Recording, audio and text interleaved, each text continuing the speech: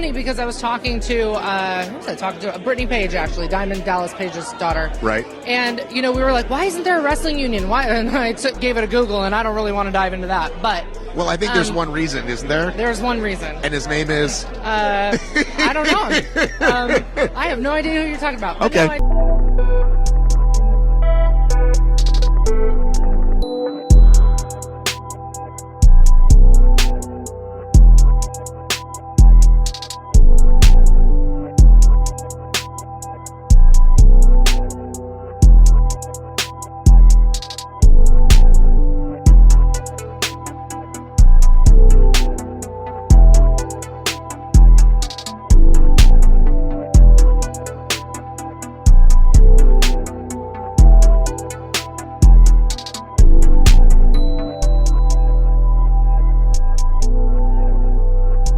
When you first came into WWF, what year was that? Because that was the old man running the territory. In 81. Vince, I know you're gripes on this. Vince is lucky I didn't go for the Senate. Because had I gone into the Senate, I would have started a senatorial investigation as to why pro wrestlers are called independent contractors when they're not. You work for one company, they order you around, they control your whole life. How are you possibly an independent contractor except for they don't have to pay your Social Security? That's why. Right. And so Vince is lucky that I never got to the Senate because I would have investigated that because to me, look at the thousands of dollars it's cost all of us wrestlers to have to pay 15% or whatever it is as an independent contractor on our taxes. That's a bee that's been under my saddle since I began wrestling. I thought, we are not independent contractors. I can't work for another promoter on Wednesday and then work for you on Friday. It don't work that way. How are we independent contractors? You brought up the idea of a union way back in the day. What was it, 84? No, it was right before WrestleMania 2.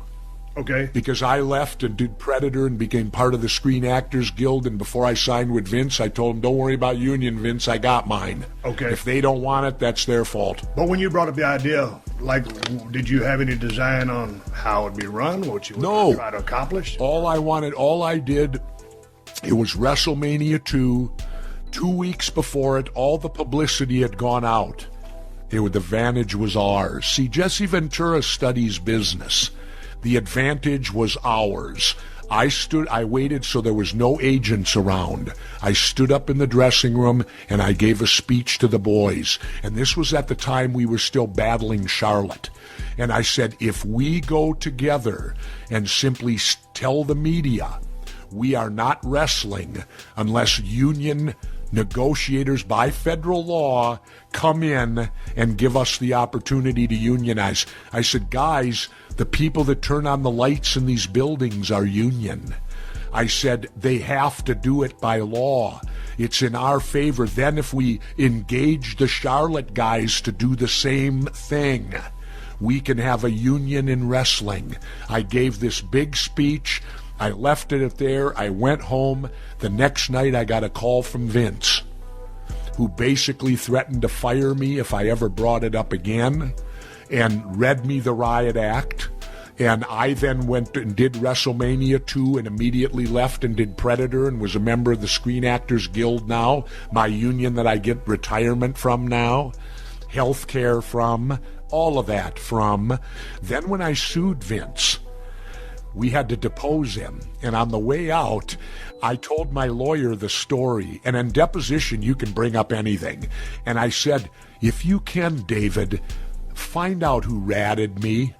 I said, find out who ratted me that day, because it was one of the boys, because there were no agents there. Yeah. And so we got in there, Vince, and my attorney was great. He says, Mr. McMahon, he said, has there ever been a union in wrestling? Vince, no. Anyone ever try to form one? Vince sat a minute, says, well, yeah, as a matter of fact, I think Jesse Ventura spouted his mouth off about it once years ago. And my attorney goes, well, how do you know that? Did you hear him? No. Well, how did you know he spouted his mouth? He didn't even hesitate. Hulk Hogan told me.